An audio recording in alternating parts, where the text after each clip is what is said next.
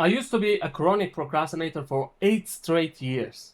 I was procrastinating for full days back then.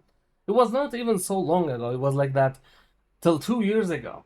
The only times I was not procrastinating and not feeling lazy was the times I had a curiosity about something and was trying to learn it. Boy, that was awesome. It was like an oasis in the desert. I was calling myself as a gamer and I would play games so much, but would you believe that I was even procrastinating games for the last 2 years of my procrastination journey? And yes, I call it procrastination journey. And yes, I was procrastinating games. Even though I loved games, I had the friction on playing the games. I was down that much. Every day, especially before sleeping, I would tell myself that I would fix this and that tomorrow. But when tomorrow came, I would lose my self belief and self worth more because I would not fix that. I would let myself down again. I hated myself, dude. Which, of course, that might be you.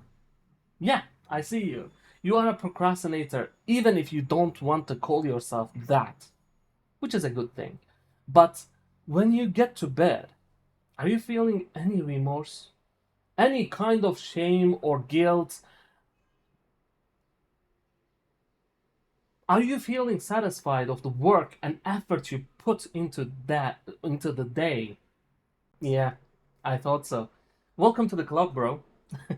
Anyway, we can talk about how I beat procrastination and how I went from procrastinating freaking games, even long videos on YouTube, to working 12 hours a day with little to no friction, but not today.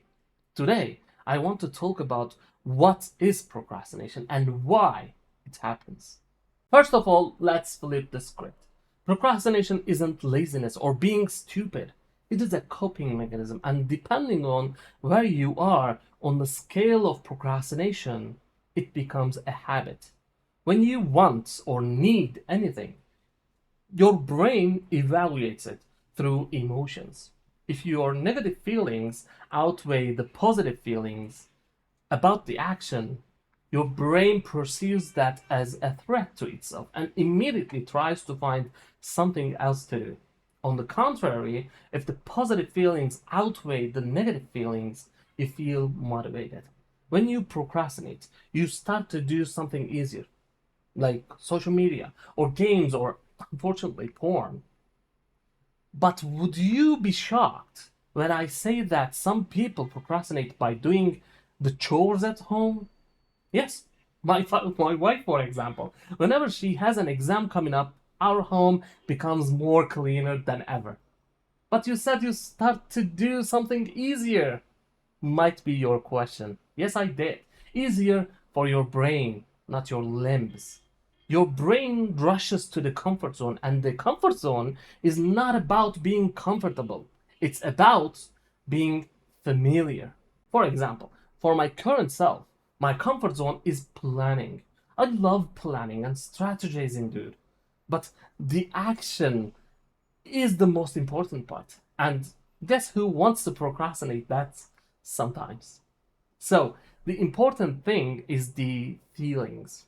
Yes, I know we want to detach from the feelings. We want to become the pinnacle of the masculinity and we want to be the best stoic person out there. And yet, you cannot seem to get yourself to work. So, listen to me. You are not a logical creature. We like to believe that we are not. As humans, we like to believe that we are the logical pinnacle of the evolution. But that's not true. We take action because of emotions and then make ourselves believe that it is logical. Also, detaching yourself from emotions is close to impossible, and it is quite inhumane actually.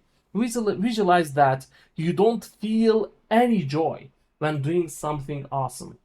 So, no, you don't want to detach yourself from emotions. What you should do instead is to increase positive feelings and decrease negative feelings about the thing. And when you can't do anything more, detach your actions from emotions. Now, it might feel complicated right now, but bear with me for this video, and we'll talk more in details in the upcoming videos. Now, how do those emotions come to existence? They are heavily affected by dopamine regulations in your brain. I talked about it, I think, two videos ago, and won't get into details about it right now. You should watch it. It was a good video. But the bottom line is that if you have a general lack of motivation towards work or reading a book or anything like that that people today feel like boring, you need dopamine detox. Second thing that affects the most those emotions is your beliefs and mental filters about the action ahead. Think about this. If you feel like you suck at coding, you'll hate every second of it. And your brain hates that. So if it creates a big chunk of negative feelings towards it, and you feel unmotivated. For those beliefs and mental filters, we call the negative ones that make you procrastinate as root causes. And there can be so many root causes. The most common ones are not having a clear goal, perfectionism, fear of failure, fear of success, fear of judgment, fear of competition, fear of effort, imposter syndrome, low self-belief, and self-worth. You may only have one of these, or every one of them. I cannot know without talking to you, but you can talk to you. So here's what you need to do. Journal. I know you don't like it and feels boring, but this is where you need to use that willpower that you haven't been using for God knows how long. Make yourself sit, open a notebook, and get a pen. And no, you cannot do it on your PC or phone. What is wrong with you that you cannot stay away from screens for 10 minutes? Just open a notebook, man, and start to think about the thing that you are procrastinating. Then stop. Just wait for emotions to emerge. You'll feel so many emotions, but don't do anything. Don't write, don't get up and give up. Don't try to make yourself feel or think another thing. Don't judge yourself. Just listen to your emotions for a time. In that time period, you'll start to understand what emotions you feel about the task. And then you can start to ask questions. Why do I feel like that?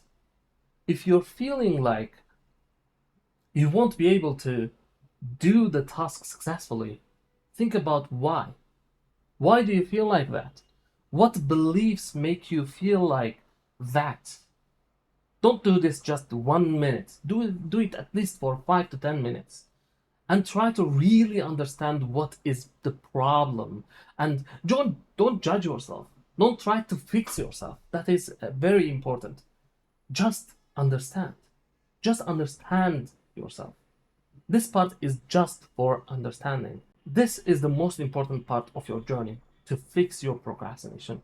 In time, you'll start to understand your root causes and you'll start to understand what beliefs or mental filters you need to change. And if you want to have me on your side in this journey, you can always come to my school community below and I will be there for you.